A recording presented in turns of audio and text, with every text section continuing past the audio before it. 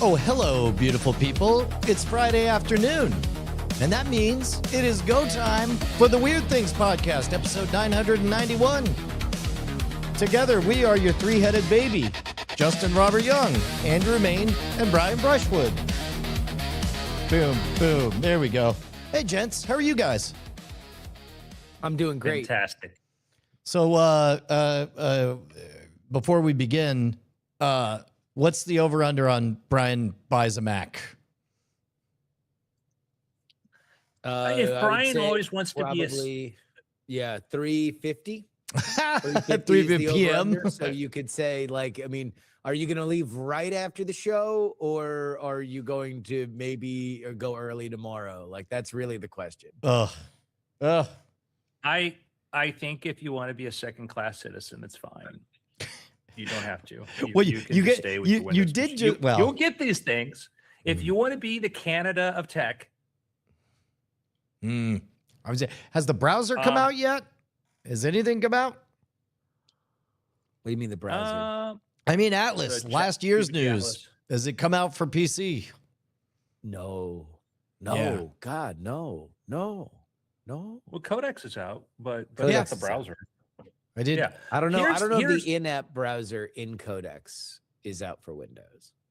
I think here's the thing, Bri, is you don't need like it does not have to be a souped up powerful thing. Like I code on my main computer here, which I have a MacBook Pro, whatever, packed to the gills. I also use my MacBook Mini, my MacBook Air, which is like 2 years old. It's great. But I guess I actually take this to the bedroom, walk around with it. And the heavy lifting on the compute is all in the cloud anyway. You just need something in the OS. Yeah. All right. Well, that seems pretty reasonable. What you really want is something with the computer use. You want something that can be always on too, if you just want to leave it, and that way, because it can access your messages, it could text you something. Like, it can do stuff. So, I have to assume they did. Well, I guess we here. Let's start the show. We can talk about it. Let's start the show. Yeah. All right. Here we go. In 3, 2. Hello and welcome to the Weird Things Podcast. I'm Andrew Mayne, joined by Brian Brushwood. Hello. Justin Robert Young. Hello, friends. So today we're going to talk about, guess what? Hey, Artemis. They came back. We didn't talk about it last week because we didn't do a show. Awesome. Yeah. I left. We had a OpenAI podcast shoot, and I went to SFO right afterward. I walked into the Amex Lounge. They called me the most relatable man in America, for the record. There at the lounge, gathered around the television like it was the 1960s. Everybody was there watching Artemis splash down into the ocean, and then everybody clapped. It was probably the most wholesome moment I have seen in public in the last 10 years, and I was very, very excited. I was in a public place when that happened. That's good. I think the price tag came in at just shy of $100 billion. Worth it. I listen. If my friend blows his credit card to throw a party, I'm going to still show up. Yeah. I'm not going to stand on the curb and lecture him. I'm going to go show up. I'm like, man, this was an amazing party. It was a great party. Listen, we have, our criticisms of SLS are for longtime listeners are well known, and we probably could have done this, I don't know, 10 years ago, a lot cheaper. But we win it, and kudos to the astronauts who did it. It's an amazing day. It was an amazing experience, amazing time for space. And we're also in this great position now where we have SpaceX, Blue Origin, Rocket Lab. It's a very, very different world than it was 10 years ago. Artemis, there were some questions about the heat shield. Was that going to hold up? Looks like it held up just fine, which, thank God, our astronauts are fine. Looking forward to the next Artemis missions, and listen, we could have boots on the ground again on the moon soon. And I like it when we think of ourselves as a spacefaring civilization. Yeah, I don't think the world is prepared for a moon landing operation in the social media era. Like, it's going to dominate everything. the high definition video from the moon instantaneously, pictures, videos, memes, jokes from the moon. Like, it's going to suffocate every news story. It will be the biggest thing, and it will be the most compelling moment in human history. Even more than 1.0. Also, my favorite use of the phrase boots on the ground is when the moon shows up. Yeah. Yeah, it's the good kind of boots on the ground. Yeah. So that's exciting news. It was heartwarming. It was great to watch them. The astronauts seemed great. I watched the splashdown. I watched them as they got pulled aboard the carrier. All of that was just amazing to watch. Incredible. And, we're back in space in a big way, and that's exciting. Yeah. Anyway, now that we've gotten that out of the way, we're going to talk about AI for the rest of the episode. Bunch of stuff happening. Anthropic, big week and a half. Mythos, announced. Brian, I called Mythos the steamed hams of AI models. It is happening in the kitchen, but Superintendent Chalmers is not allowed to see it. Yeah, no, it's the Aurora Borealis. Yeah. A frontier model with those capabilities. Capable of destroying and hacking everything. Skynet embodied in a piece of software right now in your model inside your HQ. Can I see it? No. But still, I don't think that. Look, I'll put it this way: if Meta or Google said that they had a model with those capabilities, I would give it a scancy pants look. I don't think Anthropic has that reputation of overestimating. I think it is everything that they say it is. I think that we're not seeing it because they can't serve it, because they're having real compute problems right now, and that's a really large model. And if they're going to release it at any kind of scale, even at their highest tier, it would probably cause problems for them. Well, let's do a fun game I call Pretend the Audience is hearing this for the first time. What is the story?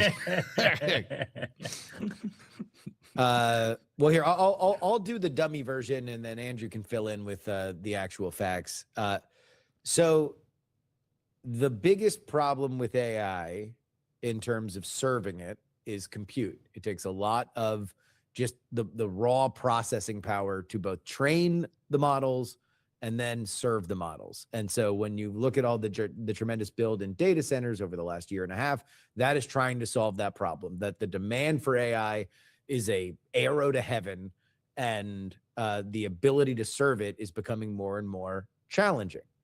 Well, about a year and a half ago, Sam Altman was scrambling like his hair was on fire, trying to get as much compute as possible, line up deals. There's a lot of criticism for circular deals with all these chip makers and stuff like that, because it was a complicated structure. But the idea that OpenAI was always saying was, we just need to get chips. We need to secure commitment to chips as fast as possible and as big as we possibly can, because the compute is going to be a problem. It's a problem for us now. It'll be a bigger problem in the future. That's where all the data centers and stuff are. About 6 months ago, Dario Amodei of Anthropic was on a podcast commenting about this kind of voracious compute demand, and saying, well, does it really make sense to be securing all this compute? Because, you're making a lot of commitments down the road. If you are too aggressive 6 months from now and you've committed to all this data, well, you could wreck your entire company. And now Anthropic is seeing a gigantic spike in its consumer usage of Claude because of all the publicity they got for the Department of War kerfuffle. They also have continued to be a big enterprise player. They were leading in that field, have been leading in that field for a little while. But a funny thing happened. They hit their compute ceiling. And so now, I'm not going to name the friend of mine that routinely sends me these things, but there's a way that you can see the status of how up Claude is. And what you want is fields of green, like a spring day, just green, green, green, green, green. That means that it's up. What you ultimately want in any internet service is 9.99% uptime. So aside from some random speck of dust, you are always available. They have not had that. Instead, it looks like a fall day oftentimes. It is a lot of reds and greens and yellows. Not good. There's also been a lot of complaints with Claude super users that all of a sudden processes that used to be very easy or effective with Claude now don't work the same way, that they might be restricting their models. Now, a lot of that's anecdotal. Anthropic has denied that the things that are being alleged have been done, but there's enough smoke there to assume that there is at least some kind of fire to them trying to correct or at least soften their compute problems. And so now, you have this big Mythos model, which again, I believe is everything that they say it is, that it can create tremendous security vulnerabilities to the point where they need to keep it in the hands of professionals. I also wonder whether or not they could serve this if they wanted to, because they're having a hard time keeping the things that they currently list on their menu available to customers. So I got a question. Let's say alternate sideways universe. They did release Mythos or whatever. And let's say somebody pulled a gigantic hack that never could have been done without the use of Mythos. I know that not only are the models frontier, but also the legal landscape were in frontiers, because wouldn't that be them providing the tools that caused damage? I mean, I mean, all of this is being determined. We're still figuring out copyright. So the biggest stuff that Mythos pointed out when they launched it was vulnerabilities in either a proprietary software for companies or open source software that is used to serve things across the internet. These are what are known in the hacking world as 0 days, meaning they are unpublished vulnerabilities that the company does not know about. And so you can exploit that. 0 days currently. I don't think that we would see a major hack. What I do think is that the black market that sells 0 days, which is, by the way, a multi-billion-dollar industry, would or is, I actually be curious. I should talk to some people that know people in this field. Basically the shortest version is the moment a hack is used, then people know it can be used, and then they go to work fixing it. And basically it's like a starting pistol goes off. So 0 days are, especially if you're a state actor or planning a massive takedown all at once, or a heist or something, then you want to purchase those 0 days. So you can exploit a 0 day for as long as you can before somebody finds out, right? Like, and there have been some that have been devastating, that are at the underpinning of a lot of different tech that we use every day, like Heartbleed. But oftentimes, like iPhone 0 days or iOS 0 days, they will sell for a lot of money, because there are state actors who want to punish their enemies and now have a way to do it. That's what I think Mythos would probably be most used for. I don't know about, it's funny, I was talking to a friend of mine in the hacking world about how on-device AI models would work, because there's a lot of open models now that are really capable and effective, and I was curious their take on it. And right now that's still a pretty nascent world. People are still trying to wrap their head around exactly what that would look like in terms of custom code spun onto a device if you were to physically plug something in. But I think Mythos would more be used on the 0 day side from what they were talking about. Andrew, how'd I do as an AI expert? Great. That's why you're the host of the Attention Mechanism, and the producer of the OpenAI podcast. So, Brian, to your point about, like, I don't think it's really a liability issue, because we've been finding exploits with these tools before, and some other people went to replicate what Mythos said it found and said they could use existing software to do it. I do think that Mythos is probably much of a capability jump in doing that. My take is that, like, I think they trained a very powerful model. I do think it was very good at finding these exploits. I also think that maybe they didn't finish fine tuning it to make sure that it kind of deters from that, because OpenAI released their GPT Cyber, which is their own initiative using 5.4 to make it a more broadly available tool for finding exploits. I think that in training a model, you do what you call your red teaming, and you have to figure out like how you avoid it being misused or whatever. It feels like they didn't finish that for Mythos, and it was just easier to say, hey, because the right now 5.4 OpenAI's GPT 5.4, my opinion, better than Opus, probably better even the new Opus model by a lot. By the symptom, I'm willing to give Anthropic the benefit of a doubt that the new Anthropic model they released, the new Opus model, is probably better than people are reacting to it right now. Because I've seen that happen in ChatGPT models where people try things and sometimes it's a harness, sometimes other stuff. I do think Anthropic, they've admitted to doing some things to try to optimize stuff, and that can change the way things work, from like how long it lets it think and other stuff. And there's always just sort of a messy part there, but they've been consistently good at releasing solid improvement models. That's their reputation, as Justin pointed out. So I'm not ready to say, they completely screwed up this time. I think Mythos is a bit hypey for them. And I think that that's a bit of a tone change. And I see a lot of people picking this up and like, oh, Mythos. And it's like, it's cool. Like great. When are you shipping? Can you ship a version that's usable?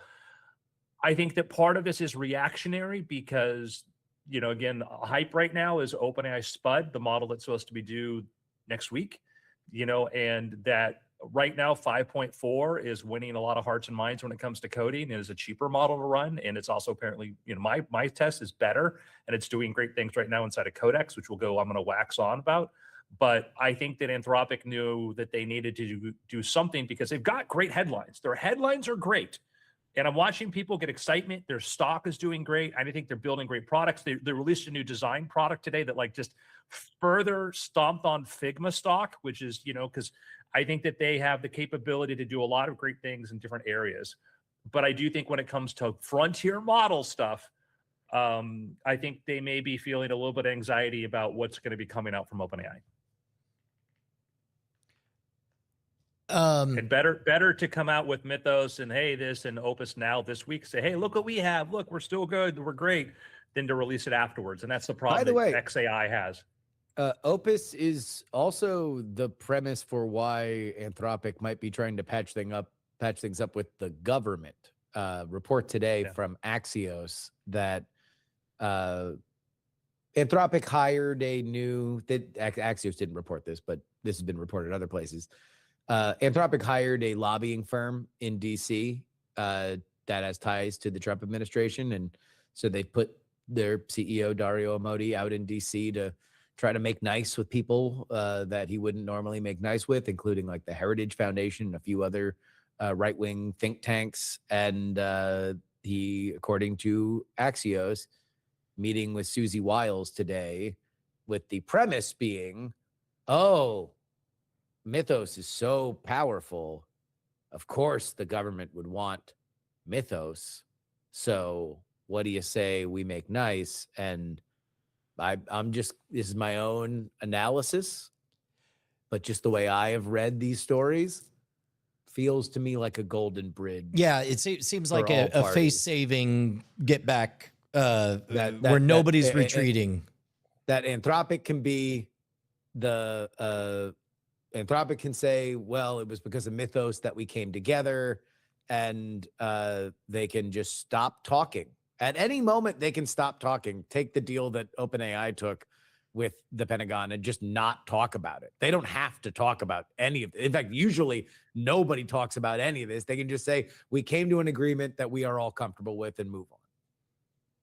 Yeah, it'll be interesting to see what happens there.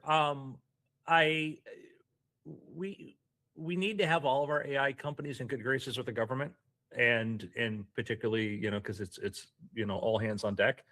And they have done an incredible PR, Anthropic PR. What they've been able to do, from like the amount that they've been spending on influencers is insane. Like my wife started noticing these people just raving about Anthropic in very, very tiny print, paid for, and nobody notices that. Like that's the crazy thing. So like they've got a great product. First, let's say that people are very happy with the product. So it's not like it's a BS product that's being pushed by, but it is. They have been spending incredible. I saw some big influencer dinner and all the swag and everything. And I'm sure everybody's doing that. So they've been spending incredible amounts. They've been doing a lot to sort of won. And I think they've won over kind of the blue sky mind share of things. I would say the reality is probably different than what people think. You know, how people describe a situation. I'm like, well, that's not what consistent with this. And people are like, oh, the White House is talking to Dario. Dario wins. Like, I don't think that's the way that it's working. I don't think this is, you know, that the White House like, oh, we're so afraid of Mythos, we have to go talk to Dario. I think it's like they're like, hey, can we reset, because they're in the middle of a court battle and it's not good for either party. And I think that they want to reset that. But I think that they could make the same deal. I think they'll have to make the same deal that OpenAI did, which Sam, by the way, said, hey, they could go make. And I think a lot of us will look kind of silly and stupid, because if they do that, it'll be curious to see what do people say, because people were upset with Sam before they even knew what the deal was. People might just assume like, oh, Anthropic won and it was the same thing. And maybe there's so much love for Anthropic that people won't look at the details. They'll just squint and do that. So, yeah, we'll see. There still are a lot of hurt feelings on all sides of that. I'd be curious to know. I think it's in everybody's best interest if make the deal and everybody shut up. We just don't, it does not need to be litigated like this, that kind of stuff. I genuinely believe when you're that rancorous in the press, and we understand how much the nation state enemies of the United States, and I'm just going to stay here, Iran and China, right? How much they are incredibly keen on the minute by minute rancor that happens within the United States, and how much they use that to fan the flames. Like, you don't need to be doing that in public like that. There's a reason why these contracts are behind the scenes. Yeah, but it wasn't supposed to be in the public originally, and then Anthropic internally, people found out the source of the deal and had broke ranks and complained. And I don't see that going away. I don't see a personality shift happening there. I think the first thing that's going to happen when they make a deal is that internally they're going to like, well, what was the deal, Dario? Tell us what the deal is. And Dario can either be like, none of your business, go back to work, slave, or, you know, well, we did this because it was the best thing. And we'll see. I mean, this is growing pains for that company, though, isn't it? It is growing pains for them, because like part of getting to that next level, part of being a pillar of the economy is discretion. And you can't be a slack warrior in the way that Dario was. And I hope that he's learned his lesson from that part of this year, which has been a kind of best of times, worst of times for Anthropic. In like, they've had this tremendous success, but they've also had some of this corrosion that has been brought on by bad behavior. And I hope that they understand. I hope that they're learning, because I do want them to be successful. I think like moving the speed we're moving right now with AI, I want to keep going for a minute. Like this is exceptional. The things that we are on the cusp of achieving. It's interesting because having less interest / access to the specifics on the technical side, I'm just sort of watching the battle for hearts and minds. So to me, all of the PR moves have been, you know, largely political attack ads. And in that regard, like, let's set aside the quality of the product or infrastructure, strategic, good decision, bad decision on the actual compute side of things. In terms of competing for public mind share, even this phase, even the Mythos thing, feels to me like predictably wild swings that you would expect from a third place competitor. Like if we're in a Coke versus Pepsi between OpenAI and Google, then this is, you could either be RC Cola, a forgettable also ran, or you could be the spicy cola, your Dr. Pepper on there. So in terms of competing for the leftovers, because again, the haves and the have-nots, there's going to be a big drop off after the third place slot. Then we get it to and the rest, and so I don't know. So actually, no, Brian, you just said something really interesting. I'm curious about that. So in your mind, if Brian Brushwood's rankings, this is apropos. We're not asking you to show your work. This is just you looking from your point of view into the into the world of AI. Rank the labs 1 through 5, understanding that there is a drop off, but 1 through 5, where would you put them? Sure. Well, OpenAI number 1 for ChatGPT, dominant player, you know, top tier. Second place, my parents might think Copilot or whatever, but to me, that's just a rebrand of OpenAI. So I don't really think about that. Instead, number two is definitely Google Gemini, mainly because it just has so many moves that others don't. It can watch your YouTube video and parse it and tell you this part lags, this part you repeat yourself. You know, you could try a different riff on that. What if you used a metaphor, Brian? Oh, you have me. Also, I also like that it's a different environment. So, like, for example, because I've been stung by the occasional hallucination, not only do I have ChatGPT show its work, for example, I make a lot of codes and encryptions. I will always take the output from OpenAI and I will paste it over in Gemini and say, decrypt this with this keyword. And then, and that's where I'll find the cracks in the system. So I tend to have personally a foot in each. And I got to be honest, this week was the very first time I went to anthropic.com and I'm like, so what do you do? And it's like, I'm the thing. I'm like, do you know who I am? And it says, nope. And I'm like, should you? It's like, I don't know. What do you want to use me for? I'm like, I don't know. But I did rather enjoy the level of, for lack of a better term, self-awareness that Claude had when I asked him, like, so why are you here? And it's like, well, OpenAI's products are like this and I'm more like that. And if you want to do that kind of stuff, talk to me. All right. So there we go. That's your top three. Yeah. And then Copilot is a rebrand. And beyond that, then there's Chinese spyware. And then there's, I don't know, piracy bot. And there's meth, all the Claude bot stuff, like the crazy people. Okay. And then local models. So it is an abyss there. And the reason why I asked you, and thank you for doing that, is that I think we are, the way that the world that Andrew's built in is from the Frontier Labs perspective, and you're talking about like pushing the actual boundaries of these models in very specific kinds of ways, benchmarks, evals, that kind of stuff. I very much believe that there is a whole nother world that is much larger in terms of bodies, that is consumer product. And that's really what I wanted from you, was like from the Brian Brushwood perspective, which is very much rooted in the, like, I'm curious, I want to give time and effort to this.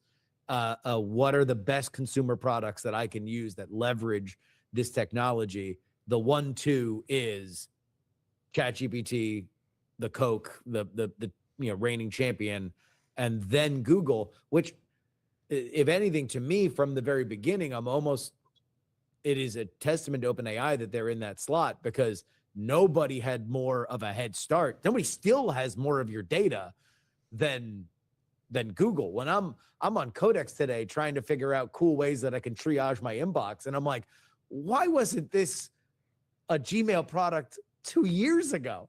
They still haven't done anything to meaningfully make Gmail a better experience by way of AI.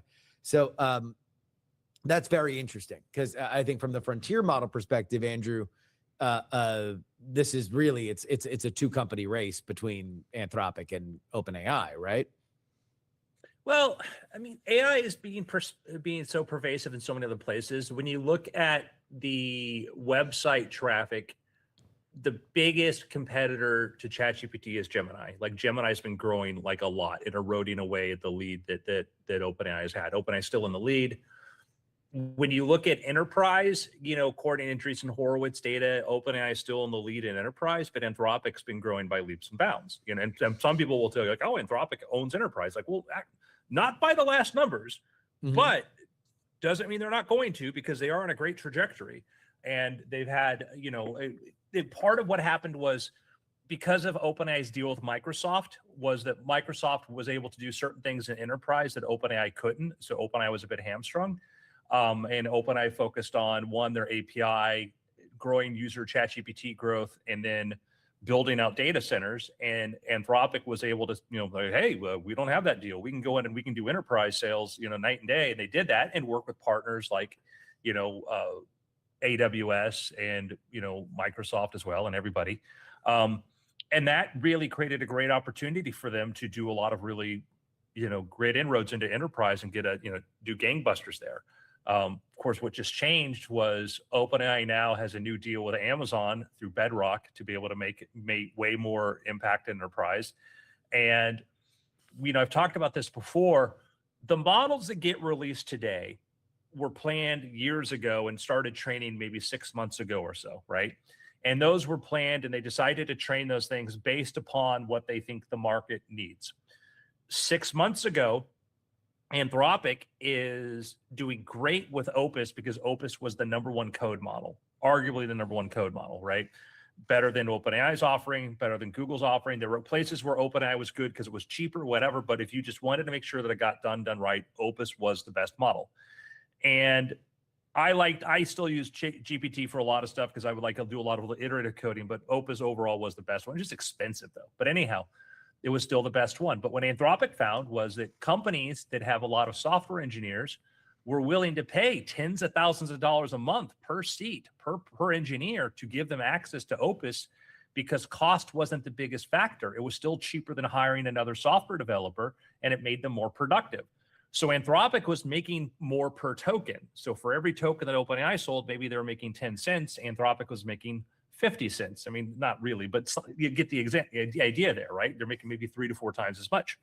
So Anthropic is like, oh, just create the best model, charge more for it, and you'll be fine. And they did that, and they've been doing that, and that's worked out pretty well. But then when they said, what do we do for the next model? Like, well, let's make this bigger model. Do we try to make it more efficient? Do we try to do that?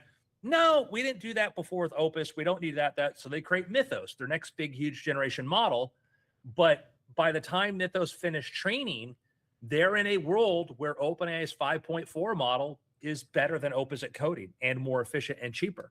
They're in a world where OpenAI had said, hey, we still believe in efficiency. We still believe in having like fast, cheap models and the bigger model and this sort of stuff. We also think speed is important, where OpenAI is now about to unveil their new Spud model, which, we'll see what that does.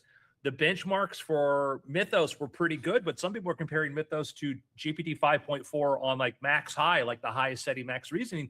In some places, they were pretty competitive. And it wasn't like this big, huge, it was a leap. Let me make it very clear. I think Mythos is very capable in a lot of places, but in some other areas, it wasn't like as clear as you would think. Meanwhile, OpenAI is now going to come out with their Spud model next week, which is rumored to be every bit or more capable than Mythos, but will be served to the public. And you see kind of where things land from where expectations are. I think, the challenge that Claude and Anthropic has had is like, those outages are real. Those rate limits are real. Like people will switch to an OpenAI subscription or surprised that they get way more usage out of that. A lot of people like you and me, Brian, we have Claude subscriptions too, but we only use it a little bit and we're not even really aware of the rate limits. And a lot of people there who started there don't know how rate limited they are compared to somewhere else. So it'll be interesting to see how things play over the next 6 months. Yeah. Where can people go to definitely find the Weird Things podcast at all times? Patreon.com/Weird Things. It's where you go. You support the show. It's a good time. You feel good about yourself. Feel good about life. All right. One last AI thing, Brian. The reason why we were joking about you buying a Mac. Oh, yeah. Is because Codex is the app that OpenAI released that they use their coding models and you can make things in it. And it's great for vibe coding. It's great if you are a coder. It's just a good app. But yesterday, they debuted computer use.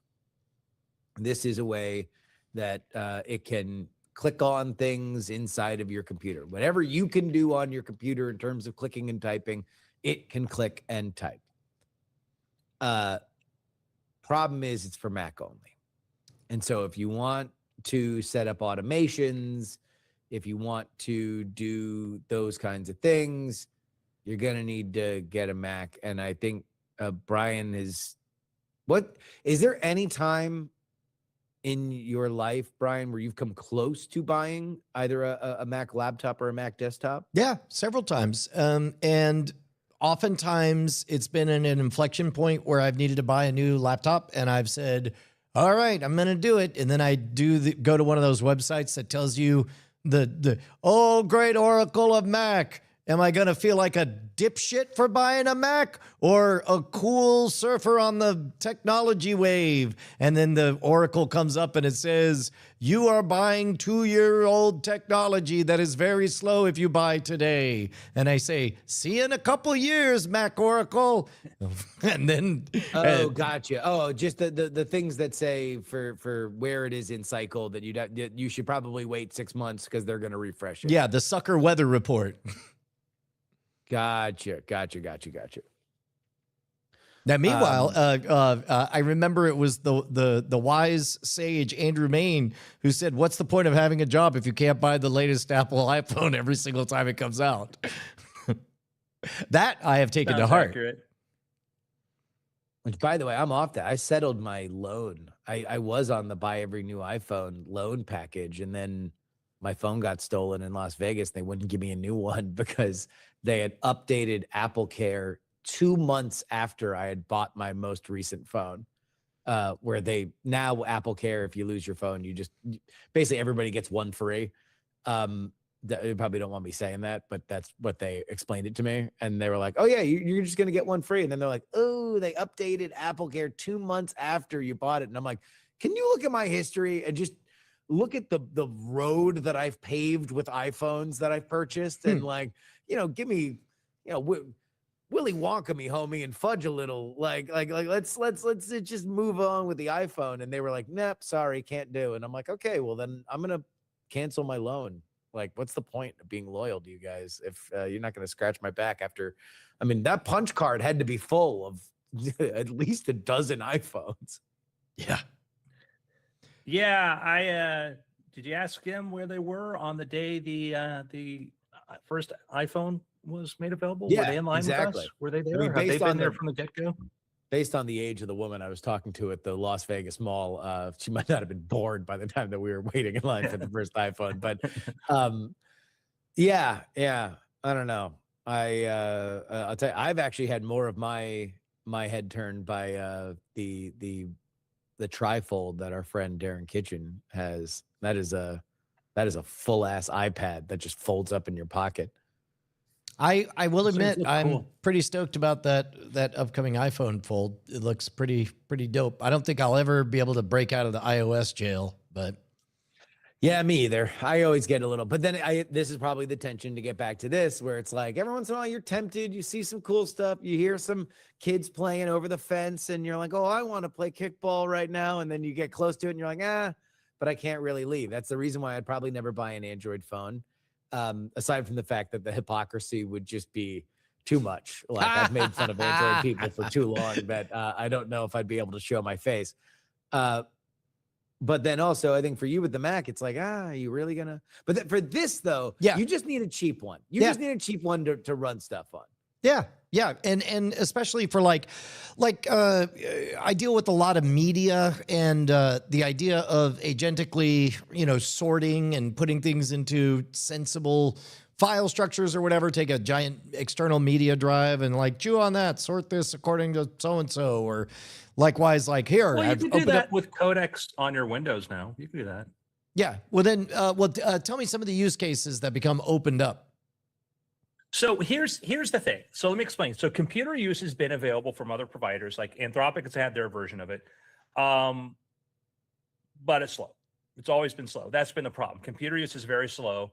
And what Apple had a group of engineers, very, very, very smart, cracked engineers that left and went off, created other companies. And one of those companies they created a kind of a computer using platform, and they understood a lot of things about how things work at the OS level, and OpenAI just bought them. So great, we like what you're doing. And so the way computer use works and why people are calling it magical on codecs is that instead of you just like using regular accessibility and you see your mouse cursor moving around and it does this, they basically are running a second layer behind the scenes where they basically can go into things that are behind what you have focused on, and they can run a cursor can go in there and operate that and go around and open apps. Like I can have it open up my Apple Notes app and put things in there. A lot of things people that were using, some of the other agentic stuff for, But basically, they figured out a way to sort of do this at a different layer. And it looks magical when it happens because it's not like you're fighting for control of your computer. You're doing your thing, and then Codex is doing its thing, controlling a cursor and doing it in there. Like I can go into Codex right now and say, hey, draft me some tweets about this podcast. And it'll just open up X, go in there, draft the tweets while I'm talking to you and doing this. So that's what's cool about that part. But if you say, hey, I've got a bunch of folders with media, just take Codex, point it at the folder and say, I need you to go through these folders and go process this. It can already do that. Well, so to my question, what are some things that become possible now because of computer control? For example, well, like I said, you have a computer that can control your computer. What would you like to do, Brian? Well, for example, okay, that's you kicking the question back to me. Let me give you an example, Brian. So, for whatever reason, I very much, my brain connects to physical things and not digital things, or at least that they connect differently. I am a much more productive person when I write out my schedule on my whiteboard than I am when I look at it on a screen. A thing that I have long dreamt of was to have essentially my own presidential daily briefing that was tailored to my life every morning, where I would get just a one-pager of the most important things that I would need to know leading into the day. I saw computer use, and the reason why I thought of that was because this process, if I were to do it, would take a lot of different, pretty disparate actions. It would be summarizing my calendar. It'd be summarizing my Gmail. It'd be summarizing websites. It'd be summarizing newsletters that I have inside my email, and they would all have to go in their own correct little buckets. So the hidden thing that I've tried to do this a few times in ChatGPT with very, very not great results.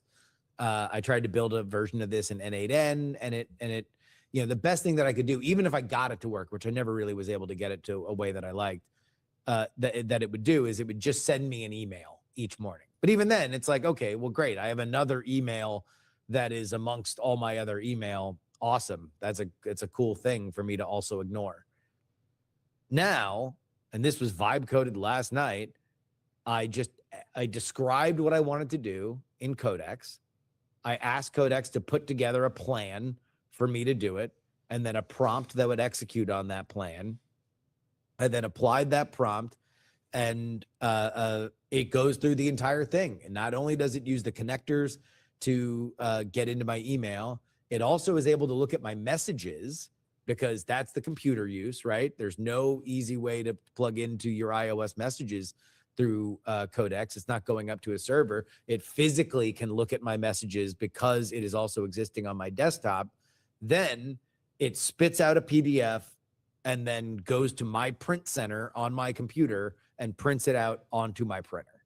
And so at 6:30 this morning, I woke up to a piece of paper that had most of what I wanted. Some of the connectors were broken, so I had to figure that out. But still, that was something that was vibe coded in about 15 minutes last night. And at least two of those steps, including the one that kind of differentiates it from an email, which is printing it, was something that now I can do. Before anybody comes at me, it's like, well, you could also do an air server that you could push to yada yada. Now it's all clean. I don't have to go to another server to do it. It does it right on my PC, and I could not be more thrilled. But that's an example of something that was just not possible before that now is possible. Yeah, like I mentioned before, the two examples were like if I wanted just to open up Apple Notes and go add notes into my Apple Notes, go find my recent notes, go look for that, create a checklist for me. It can just go into my Apple Notes and put it, and I open up my phone, it's there, drag images in there. Open up the browser. I can create a Google Doc, obviously programmatically, but I can say, hey, open up my browser, go create a Google Doc for this. And it's able to run different applications, with stuff that's sitting there, anything that you can kind of mouse click around. Like I could ask it to check, my text messages and go inside there and say, I don't know, let's see if I can do this. We'll see if we can do that. And you can do a lot. Anytime you have anything, you have to interact with an app. It's able to do that. And, let's see if we can get it to do this. So I think that a lot of it just figuring out your workflow and breaking it down. to say what step. So, I could just say, hey, every day, figure out what's the most important email and put it in my Apple Notes, or get some news briefings, put it inside of there. Obviously just in app, it understands Gmail and calendar. So right now I use it to triage my emails inside of there. But when it comes to running things, that's the nice thing, is it can just open up your other apps and do stuff. Yeah. Now, what I haven't done yet is start to automate, like, let's say, World's Greatest Con production. So Brian and I are in the kind of last furlough of an episode of World's Greatest Con, where we had like a good re-record session yesterday, but because we're trying to get it perfect, there's a lot of different takes. Like, between the two different sessions, it's probably about maybe an hour, 45 minutes total of, like, if you just drop both files into Audition. That's a lot, right? And it would probably help immediately, right off the top of my head. Something that I could do would be, hey, go to my Google Drive, get these two files, ingest them, diarize them, or transcribe them, and then cut them up into separate audio files that are just by take. So it's like, if he's repeating the same things, that's one take. I need you to separate it out into a bunch of takes. So at the very least, I now know, okay, this is all this, this is all this, this is all this. So I have a better idea of exactly how many different holes we are trying to fill, because this re-record session wasn't just for one part, it was for spot checking a bunch of different things. I could do that. If we're starting, so if whatever, this episode is going to be part one of a part two. If I want to then say, okay, here are the beats we need to hit for part two, I can go to Codex and say, all right, go into Atlas and use Suno to create these kinds of themes for these moments that are going to hit.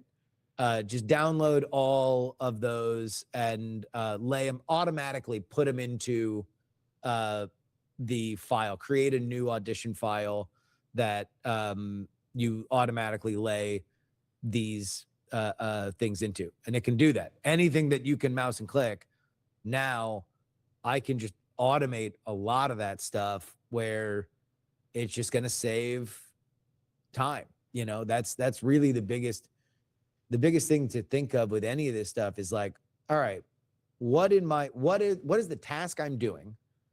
What would be the moments where my human brain matters the most? Like, where is it really, really, really important? Where is my taste, my judgment? Where does it really matter? And then there's other stuff where it's like, okay, well, that doesn't matter as much. It doesn't matter as much that I'm hitting a button or doing these mechanical things. It matters a lot that I pick the right song. It matters a lot that I pick the right take. It matters a lot that I edit things the right way. But if everything else can be laid out, that's what personal assistants do. Right. And that's what you're available. Well, a interesting comp is sometimes I'll record something and I'll get 3 different camera angles on it. But then what I have to do is, after getting all the footage, getting the microphones, the 3 different angles, you have to import all of it into Adobe Premiere. And then you have to synchronize all of them. And then you have to set up the multicam shot. And then you have to, and the one that really slays is oftentimes the very last thing you have to do, and there's no 2 ways around it, we haven't found anything to automate this, is you've got bleed over. If there's 2 characters talking, the mic is picking up both. Now, you subjectively know this is the Brian mic that should be used. This is the Alex Rangel mic, and back and forth. And so you have to go and you have to manually duck it back and forth in there. It sounds as though it's an elementary enough task that can finally be automated, because that part is...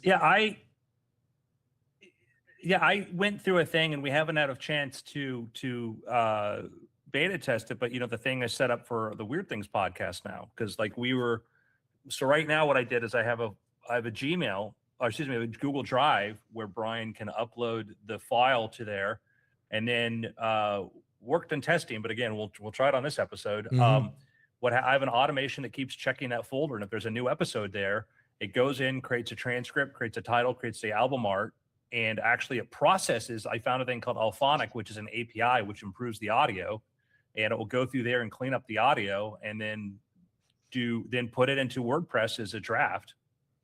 Andrew, by the way, is just doing the weirdest ventriloquist act of all time as while he was talking, our group chat just pinged with hello from Codex. So I can only imagine that Andrew, while drinking a glass of water, is having his Codex sing sing a song here. Ha! Yeah, so it did that. But that's an example of you are able to text via that. So let me tell you what it was doing. This was the funny part. I had to intervene to save it some trouble. I said, send a text to Justin, Robert, Young, and Brian and say hello from Codex. And so what I love about this was it goes and says, I look at this and it says, okay, I didn't say Brian Brushwood. So it literally said, hey, boss, can I have permission to open your contacts to see which Brian you mean? And it went through my contacts to go look to see which one. I said, oh, Brian Brushwood, save it the trouble. I've done stuff where I'm like, hey, catch up on this email. I need to intro these two people. And I don't say the email address, and it'll search my email and find the email address and then create the email in my draft folder. Like, it's insane. The fact that I watched it, it went like, all right, I need to figure out this Brian. And then it says, let me see if there's a conversation between the two already. Oh, I found it. And then send it. Bing. Got him. And I can have it check too. I can have it check that thing too and say, hey, every 30 minutes, check my iMessages to see if, Brian was mean to me. And make a mean back at him. As the frequent Brian thunderstorm of meanness comes blowing through. Exactly. Yeah. Regular malcontent, Brian Brushwood, just stomping around your messages, hurling invective. When are you going to take your pie in the face for being wrong about SpaceX? Come on, where's your SpaceX pie? They still haven't attempted this. We still don't know about the Starship, do we? I think that's the current standing bet is the first time. Might be saving that one for after the IPO. Maybe let that They're IPO still testing. roll on I don't know. I'll accept my pie. I get it. I would assume I'm gonna that cut my losses on backing Elon.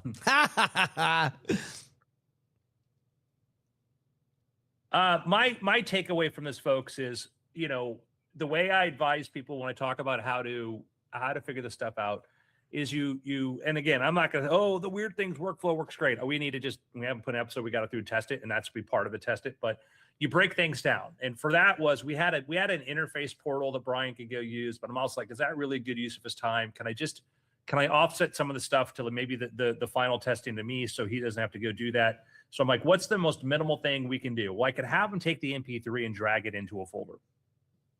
And then let the AI take over from there, in theory, text message me when it's ready, etc. And creates. And it's great too, is that we have like if you go to, you can see one of the things I did on the back end was I created weirdthingspodcast.com, which is, we have the Weird Things website, but instead of trying to like go through and redo a bunch of things with WordPress, is I said, well, let me create a shadow site that has all the episodes and stuff there with the transcripts, etc. So I've just updated my transcript model, so the transcripts are going to get better from here. This is just doing a kind of a pretty rough diarization, but this was just how I wanted to just make it easy to put that stuff. And then also, like, when it creates a new episode, it creates a landing page. Yeah. You guys got any picks?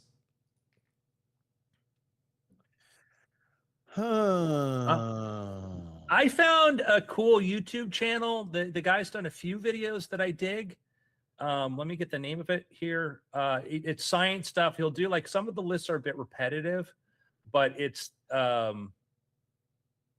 Astromat. And I look at, like, gosh, is there already a Chinese knockoff of this? So the channel's called Astromat YT, and it's very small. It's got like 8,000 subscribers, but like 10 reasons why the universe might end soon. 7 terrifying deep space signals. And he uses these formats, but There are some really cool ones in there. Theories on why time doesn't exist. The whole block universe theory. I don't know if you've heard of that one, but like just some really cool stuff.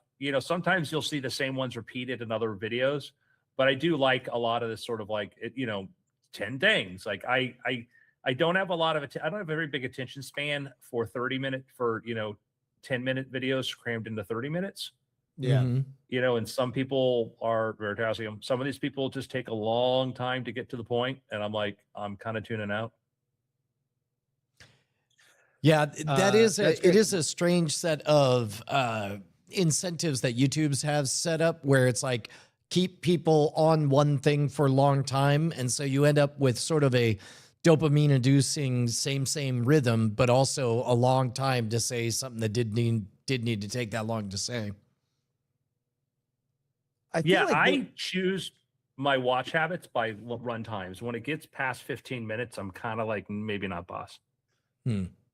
Brian, is there a name? And if not, can we create one for when the algorithmic demands shape? Like you can just see the stretch marks on a piece of content that is like very obviously algorithmically incentivized. I know that when content is stretches and shapes to what will engage the audience, they call that audience capture. So I'd imagine maybe some version of algorithmic capture or rhythm capture or format whatever capture. Describes the fact that for a while, like all the number one videos on Facebook, which just had a pure time spent watching, were all these just garbage. Like, I just found my wife cheating on me, and it's just this guy in the back of a car like for 30 edging minutes saying like, "Oh, I'm gonna get my wife.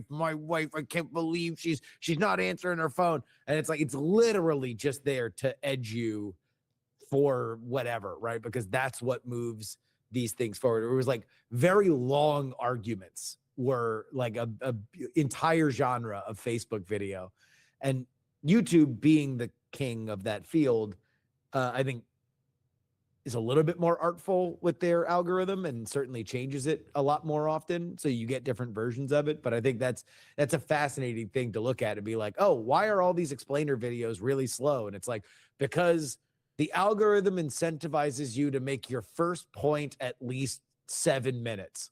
And if not, it will like not recommend you. And people have figured that out. And so now everybody's first point is 7 minutes. Yeah. And meanwhile, it's interesting because there is a temptation to believe that YouTube is shaping the content, but really all YouTube wants to do is shape itself to the natural rhythms and flows of dopamine, oxytocin, serotonin, endorphins, And in fact, I speculate that some research into like what is the half-life decay of dopamine or whatever might yield very familiar rhythms for what we like for the way stories progress. Point of order, sir. Yes. Mm-hmm. I think yes, but I think that YouTube is trying to maximize towards ad revenue, and that may be getting that dopamine thing in there. But sometimes I don't know. Sometimes we overestimate how good they are at figuring these optimizations are. That was the thing we learned about Facebook, because we thought they're way better. They were just doing cohort bucketing. I think you're right that in one way that's kind of what they want, but I do think that like the other side of the algorithm is literally, Brian, I've got a pitch for you. I want you to talk about luxury real estate and jets, and you're going to watch your ad revenue for a while peak up. There's a lot of that, of just different audiences. Oh, I didn't even think about that. Well, I know that pretty much there are valuable demographics targeted for ads, and like there's a specific demographic of people who watch our stuff, and they maybe are not as profitable to advertise to as other demographics. And so as a result, even though your content is just as engaging, just as blah, blah, blah, blah, blah, blah, blah, it's just those are or are not the people advertisers are trying to reach. Yeah, and it's hard. I mean, like, I would say that even more so like Mr. Beast, the average Mr. Beast, viewer isn't worth as much as some 45-year-old executive in the market for buying a new car or a watch or whatever. but they do add up, and we've seen that. We know people like, that's one of the things is like, we know people who do tech shows who like, do very, very high tech focused stuff that, have big revenue. OpenAI bought TBPN, Tech Bro Podcast Network. If you look at their numbers, I talked to a friend like, well, their numbers aren't that high. I'm like, it's who's watching it that makes the difference. If you want to sell a data center, that's where you go. And that's understanding that like not all numbers are the same. Somebody I saw on Twitter yesterday that TBPN was Coco Melon for VCs. Like it's just it is just the thing you put on, but that's the audience, right? That audience watches that. Here's my pick. I finally got around to beginning. I have not gotten to the end of it because it's a 4-hour long video, but the Defunct Land on intelligent characters, about the broken promise of Disney and intelligent characters. But here was the fascinating part. I'm watching it at the very beginning. It starts talking about how early Disney was in terms of buying computers, specifically pointing out that Walt died before the first personal computer. Really, he does not get to experience the computer revolution that I'm sure he would have been fascinated by. It kind of reminded me of like, man, Walt dies before the personal computer and Steve Jobs dies before AI takes this kind of gigantic leap forward. How different would our world be if either of those two didn't happen? But what was fascinating to me is that they begin talking about the first computer run characters, and one of them is Smart One, a character that they have that is run by Sperry Univac, one of the first big computer companies. And my grandfather worked at Sperry. It was always described to me as Sperry Gyroscope, but that was, the version of the company that existed before. But I texted my mom and then my uncle about exactly what my grandfather did. And this is what I got back. My grandpa Tony was an electrical technician doing the work of an electrical engineer, but without the college degree. He wasn't eligible for a more prestigious title because he didn't go to school. He worked on what was called the high power room. It contained one of the first computers, then made up of God knows how many mechanical switches, and they made a racket. That was the beginning of his love for computer and interest in computers. And that was the first person that got me into computers was my grandfather, who had an Apple II GS, who loved computers his entire life. And it was really a crazy moment to think. I mean, my grandfather worked there in the early 60s. So by the time that it's like the late 70s, early 80s, that I think Smart One rolls out in Disney, but certainly he was at the dawn of kind of the Univac supercomputer revolution. And it was cool. It was cool to see that connected. Where was he at that time? Where was he located? Long Island, at their Long Island facility. Yeah, my grandfather was out in San Jose around that period working with, I don't know if he actually started work with Spartan and some other ones. It's a crazy time to think about that period and what happened early on. I have not watched this. I'm embarrassed. I'm a huge Defunct Land fan. And fun fact, I backed a movie by some of the people who work on Defunct Land. It's going to be in theaters this summer. It Ends by Alex Olem. A couple of his producers worked on the Defunct Land stuff. That's awesome. Yeah, it's there's something about Defunct Land of like the style of Defunct Land kind of breaks a lot of the rules that I have for content, for infotainment-y kind of content, because you on one hand don't want to just have everything be a Wikipedia page, like just this plodding linear thing, but like, and then this happened, and then this happened. It just sounds like it just reads like an Old Testament book, like, and then Jadah begat Kala, and Kala begat Bala, right? But yet he does it, and it works. It's like, I don't know whether it's Kevin Perjure's voice or just the subject matter is light and interesting enough, or it just is something that I'm really into, that I'm like, yeah, literally, just read me the phone book of like. I think Walt bought this computer, and then they bought this computer, which was interesting because it used this tape, and it's like, I don't know what it is. It crushes. 4 hours. They're like 0 F's to give. We're going to make a 4-hour documentary on this topic. And I watched the whole Fast Pass thing, whatever. Riveting. Great. Real research. God, yeah. We're going to do research, all sorts of stuff. You're like, this is great. This is not low effort. This is passion. And this is why I just don't watch TV. I don't watch YouTube because there's going to be some YouTubers out there. I saw that 4-hour runtime and I'm like, there's been a lot of conversation about like what's next with movie theaters. And you see all these like moments of music stars like Sabrina Carpenter, Taylor Swift, and people that are like, will have these big, gigantic nights. They'll roll out their albums and it'll be go see it in a movie theater with a bunch of fans. Big moment. Movie theaters love it. I'm like, if Defunct Land said, hey, our next YouTube video, we're going to launch it on YouTube, but also it's going to be in theaters. I would go. Regal. Like, would you go see it? And I'm like, I think I might. Like, if it'd have to be the right one, you'd have to have one that would be like, no, this is gonna be awesome. It's gonna be a special, a cut above. But I don't think it's crazy to say like, yeah, would you go see a 2.5 hour Defunct? Would you go see a 4-hour Defunct Land video in a movie theater? Oh, maybe. Yeah, I would. Hey, I got a pick for you. Andrew, are you familiar with the full experience that we do over on the Cord Killers podcast? Oh, this is great. No. Okay, so the full experience, for a while, we had Cord Killers, which is, of course, about the news of the cord cutting revolution, people who want to watch their stuff on Netflix, Hulu, Amazon Prime, etc.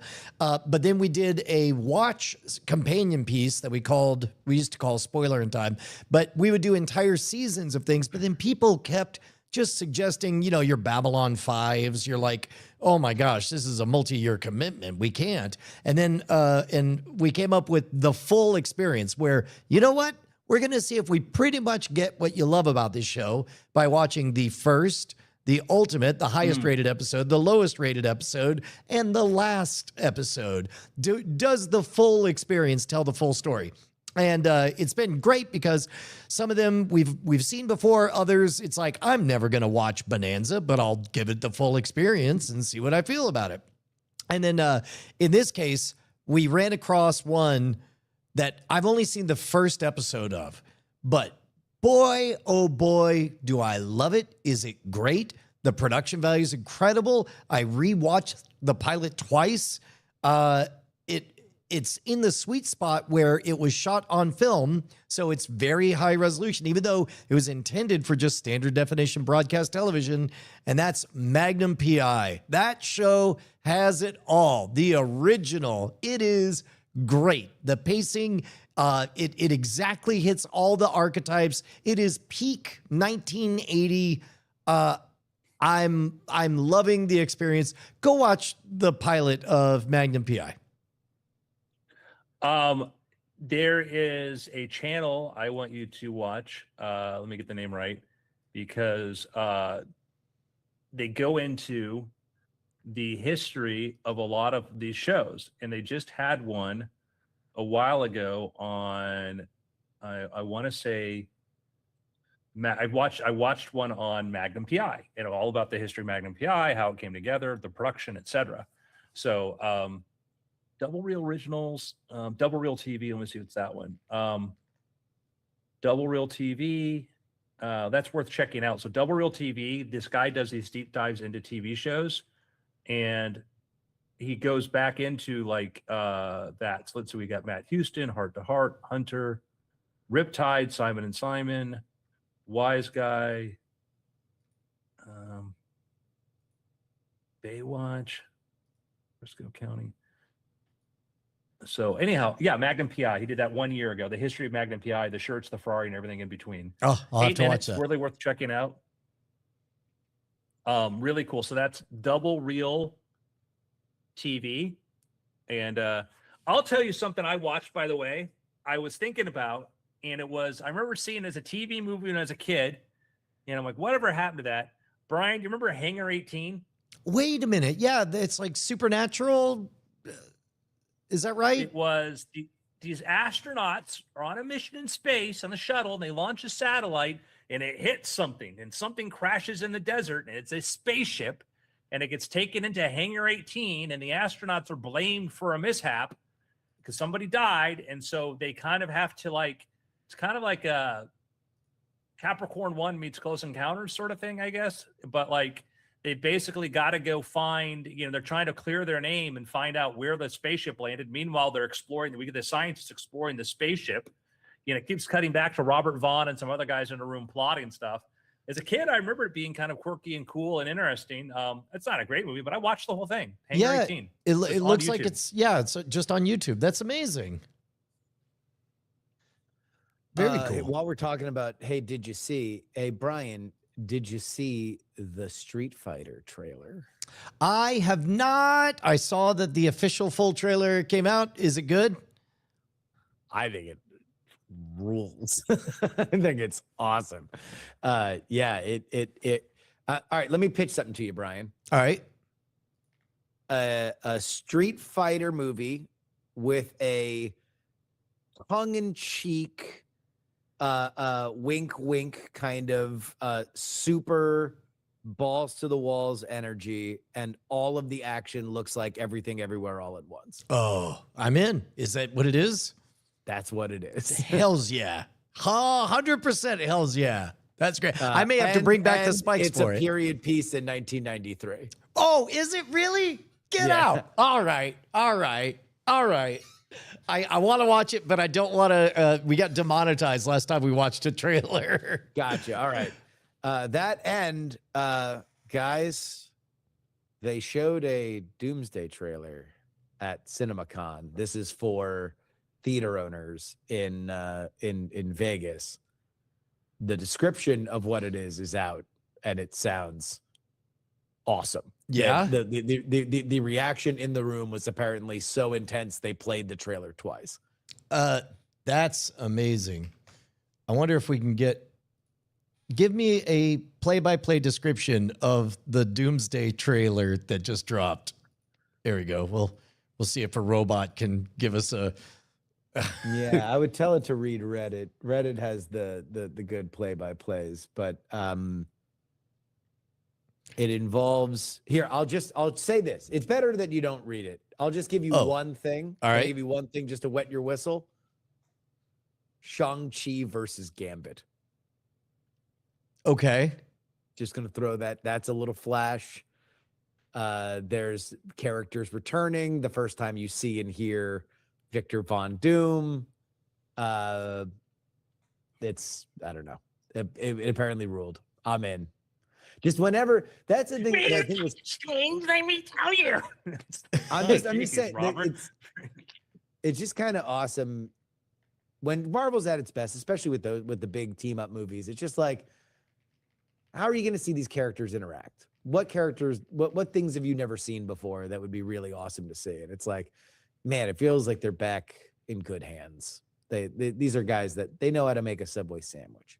Yeah. Right on. All right. How's it been, Mayne? It's been weird.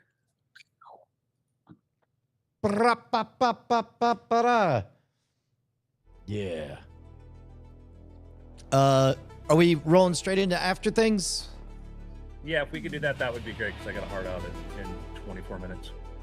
Okay, cool. Well, I'll tell you what. You guys can cover for me while I run to the restroom as we begin. You ready? All right. Yep. All right, here we go. Starting in 3, 2. Hello and welcome to After Things. I'm Adrian Mayne, joined by Justin Robert Young. Hello, friends. And Brian Brushwood. Yes, Hey, thanks, yes. guys. So glad to be here. I'll be back shortly. So much from you. It's good to be on with my two mentors. Yes. Who have kept me from a life of crime and going astray and renting my body in unsavory places, which I have to tell you is a constant struggle daily. It's why we're here, Brian. Why we're here. Brian will be joining us shortly. So I want to talk a bit right now with you, Justin. We've both been using Codex and the new computer use, whatever. I think we are at an inflection point for agents and automation where it's actually pretty damn useful. You get a pretty good idea right off the bat if it can do a thing or not. and I have a lot of automations running, doing stuff pretty well, and it's easy to track it. What's your impression? Yeah, I mean, I think the biggest thing is the gap for agentic use. I mean, I almost feel like we're at the point where now we need to start breaking out what we mean when we say agentic use, because so many things are using it, and there's very different sort of use cases. Like, there are things that will run in the background. There's things that take over your browser. Now there's things that take over your computer, and they all kind of have different meaningful applications to them. For example, I fly back and forth from Austin to San Francisco for the OpenAI podcast that we produce. And that involves me tracking my flights so we can figure out how I get paid to, buy the flights so I can do that. I have, in the past, I probably have to be responsible and like just keep track of these things as I book them and probably put them in a spreadsheet. But of course, I'm not doing that. Every once in a while, I'll just realize like, oh my God, why is my credit card bill so high? Oh crap, I need to collect all my flights or whatever. So I used I used Atlas to go into United, find the flights, categorize them by flight, confirmation number, price, and then format it all within Atlas into a PDF, an invoice PDF that I could just send. I could probably actually have it send it for me. And now that I think about it, I took an extra step. But when I went back, I'm still not at the place where I'm going to send it immediately. I'm still going to go double check it, but at least I have a thing to work on. So I went into my email and I just double checked, because I know that United's weird with their UI if you fly a fair amount. And so I went back into my email just to double check to see it didn't miss any flights, and it missed one. So I went back and I went back to the thing and I said, hey, here's the confirmation code. Just add that to the PDF. And it did. It just went in there and edited the PDF, changed the PDF, gave me a new download. That was that. We were good to go. I could probably multi-step it and just say like, hey, when you do this, make sure now you go into my email and now you double check using this search term to find any kind of thing within this date range. I could probably do that, but like, we're at a point now where I'm not expecting it to quit. And I think that was really the biggest problem before, is it can be wrong. It's a different problem to solve if it is incorrect than if it quits. And before, there has been so slow it was not useful, or it quit. And I don't know how to express the sentiment without a metaphor visual, but it's like you'll give it a task and it sort of spins around in circles and then sits down. I mean, it's like, and then you ask, hey, what about that task? And it says, well, don't you remember I spun around and there's that, and it just repeats the same 3 or 4 things that it got done before it ran out of compute or what have you. Yeah, I think that's what's changing, is that it got to the end of the program and it missed a thing. So I had to supervise its final draft and then edit a final draft. But other than that, like, I think now you're at a point where it's getting to the end. It's competent enough that it's getting to the end of the kind of regular tasks that you need. And that's when I look at Codex computer use and I see an OS, it's because it's of that.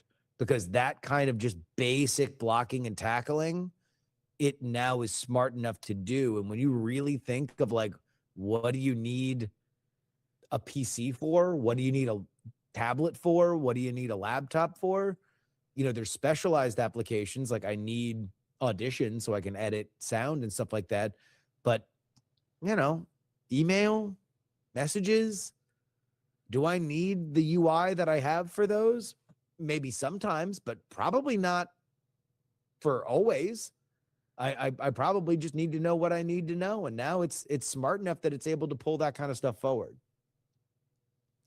So go ahead, Brent. Sorry. I was going to say, you in the past, Justin, have given similar sentiments that sort of sketch the outline of what you feel like you want it to be, where we rethink like the necessity of having a website or even being a computer, why even have a monitor and all that stuff. Do you have a clear feeling or vision of what you would love the ultimate evolution of the experience to be? The ultimate evolution of the experience is a world-class personal assistant, right? Like that's the ultimate experience, is like one of those personal assistants that, you know, like the Howard Hughes personal assistant, the Ted Turner personal assistant, where it's just like everything you need up to and including the ability for that person to hire other people to do specialized tasks is capable. So like Howard Hughes, Ted Turner, and this is obviously in a world pre-email. Well, not Ted Turner. Ted Turner famously used to say that I don't have an email, I have a female. But like that's dated phrase. But oh you no, know, he's a I don't know. charming guy. I kind of just want to sit with that for a second. Like how bad? I don't know. But like, honestly, it's like he could go through a world where he was as connected and as productive as he could possibly be. And he probably never saw what we understand to be an email screen, where just there were a bunch of words in a stack. Like, I want to get to that point. Now, every once in a while, I'm so used to that interface and I feel comfortable going into things and finding things myself that I want the ability to do it. But I don't think that I should look at that as a first thing. When I say I want to go to my email, I shouldn't look at a gigantic stack of words. What I should be brought are the things that matter the most to me. And then if I want to spend more time in my email, I should be able to then get a second or third layer of things that really need my attention.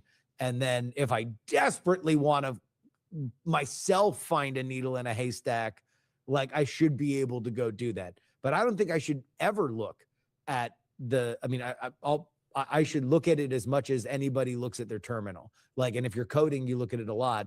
If I were doing something very specific, I would look at it a lot. But otherwise, the average person, that's what the graphical user interface was for. It rose us beyond that way to interact with our computer. And I think that we're at a point now, what I see with Codex is to go back to our defunct land conversation. I see the robot arms and articulation with all the wires on it, and all it needs is the plastic that makes it look like Abraham Lincoln. Although for video use, I don't know why Abraham Lincoln is making spooky fingers. he's Like casting that creepy doesn't happen in Hall of spells Presidents. at the South. He doesn't go, ooh. But that's what I see. I'm like, oh, this can do all that. This can, all that requires is the recipe. But technically it's solved. The term we use a lot is brittleness, and that you can get an AI that's kind of smart, but when it goes from one step to the next, it can sometimes be brittle in between there. And we've seen a massive reduction in brittleness. I'd say industry-wide, well, between Anthropic and OpenAI, I'd say both of them gotten better at that. And for me, the Codex is one of these things now where I'm trying to think of what should I be using it for. And Brian, to your question, what's the end goal? Like Justin said, it is that I get spam calls all the time from 954 because I have a 954 number. So somebody's using something to do this. And the problem is it comes from different numbers. And what do I do? What do I do here? You know, they're in a perfect world, Apple would have they've got somewhat of a system to sort of automate that, but a really smart assistant would just go, hey, this is a spam call. Do not call me. Your company should not call me back, whatever. But I have to take the call and talk to a human to say that. And that's not worth my time. So what do? I don't pick up unknown calls. In a world with really good agentic AI, I'm wasting the spammer's time, because right now the spammers are using AI on me. You know, you get the call now and it's the robot and it's waiting, whatever. I see a world where a lot of our communications is made easier, because right now it's very easy for me to automate an outbound into you. It's hard for you to automate a response because you don't know if that's a valuable thing to respond to or not. And AI makes a big difference there. And I do think that we're going to see communications is going to get a lot easier, because when I want to talk to my friends, guess what? They're in text messages. When it's really urgent or whatever, and it's a stranger, I'll let the AI figure it out and do the triage for that. I'm excited about that. I lately have drifted into a couple of standing out signal outside the noise hacks. Number one, boy, does nobody leave voicemails anymore. Let's bring them back, gang.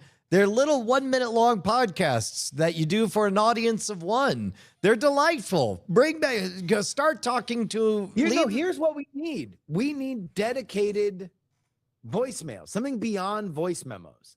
We need something. So like, I would probably leave more voicemails if I could send a voicemail direct and not have a call, because my ability to want to call, like that whole construct is built from a bygone era when voice was precious, where voice is not precious anymore. We're lousy with voice. We're inventing new ways that voices that never existed before can exist at the press of a button, right? We're at a surplus of voices. Now we want the right voice at the right time.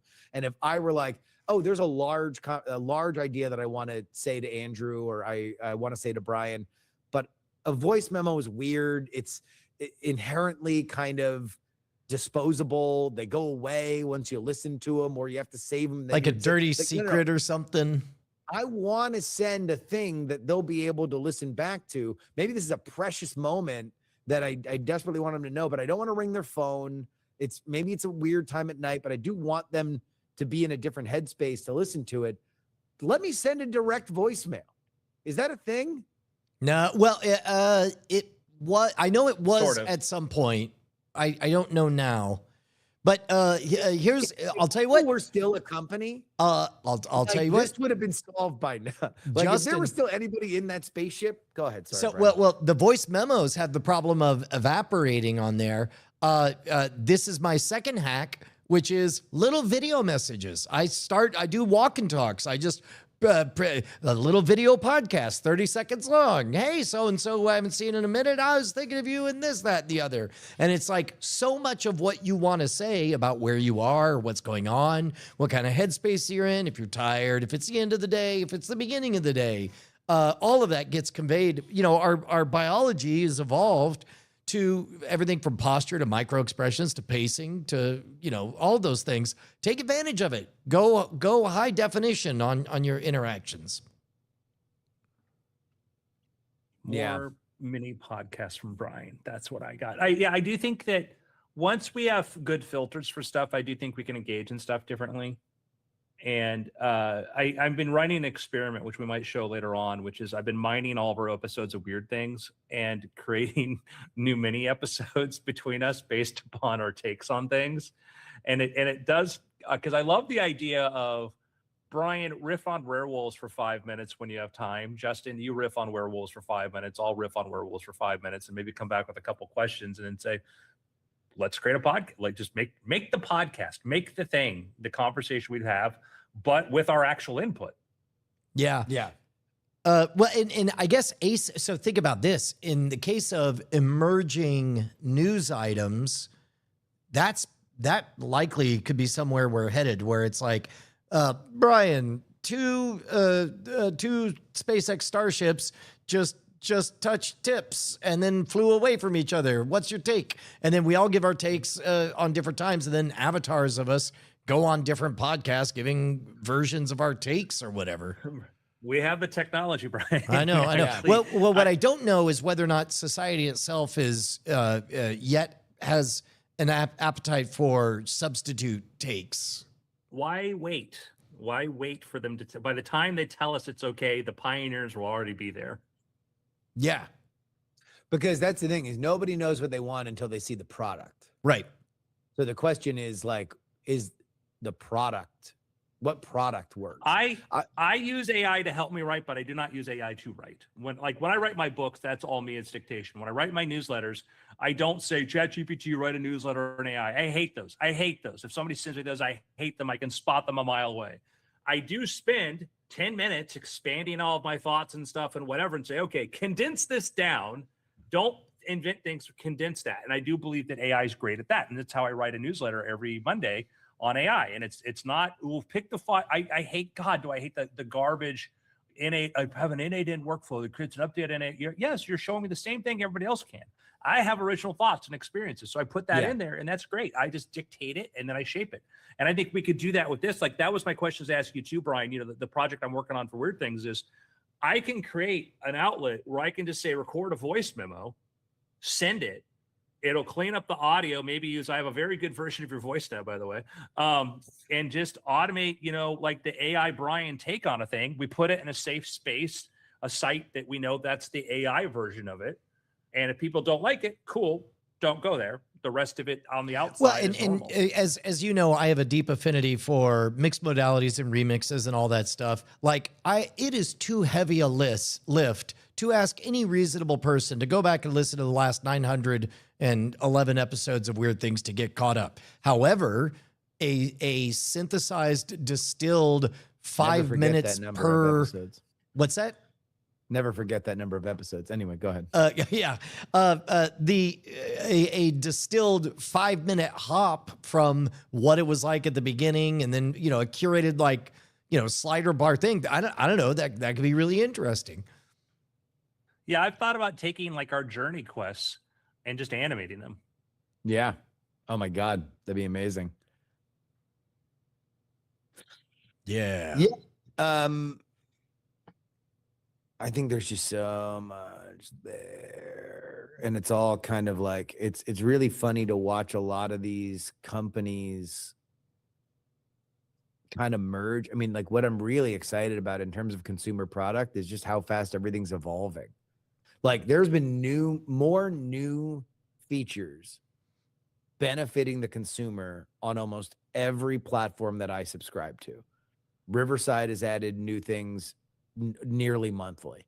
11 Labs now decided, like, oh, we're just going to also be a video generation thing, and we're going to have even Restream right now, as soon as Restream this morning just said, by the way, your transcript is ready. I'm like, I'm sorry, what? They're like, oh yeah, we do transcripts now. Also, would you like viral clips? I do think it's hilarious how everyone acts like you could just manufacture that. Yeah, everybody's now in that. But I mean, really, it's like clips. There's a whole thing about clips that, like, if you look at the top podcasts and streamers, their clips footprint is like 50 times their viewership. Like, it is the clips are the product. Yeah. Which is insane, because which makes sense, because, like, for example, until we did a full experience on Taxi, I had never seen a full episode of Taxi. And yet I could tell you all the characters. I could tell you all of their relationships. I could tell you all this stuff because of the channel flipping experience that I had growing up. Yeah. And that's what clips do nowadays. Yeah. That's interesting. Yeah. Short form is just flipping the channels, but you never land on anything. Yep. Do you got anyone have a pick? Bye. Oh, Bye. I gotta run. Bye. We did it. Bye, guys. We'll see you guys.